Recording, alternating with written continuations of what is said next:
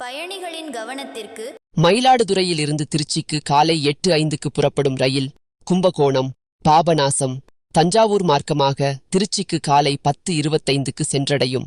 வாரத்தில் 5 நாட்கள் மட்டுமே செயல்பட்டு வந்த இந்த ரயிலை அனைத்து நாட்களும் இயக்க நடவடிக்கை எடுக்க வேண்டும் என ரயில் பயணிகள் சங்கத்தினர் உட்பட பலர் கோரிக்கை விடுத்திருந்தனர்.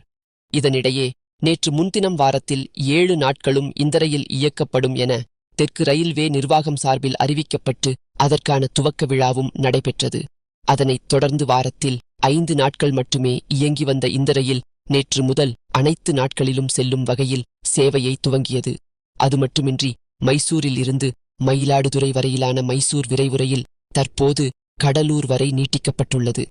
இந்நிலையில் தற்போது மயிலாடுதுறை திருச்சி செல்வதற்கு ஏதுவாக பிரத்யேகமாக ரயில் நேற்று முதல் அறிமுகம் செய்யப்பட்டுள்ளது. தொடர்ந்து சேவையை தொடங்கிய முதல் நாளான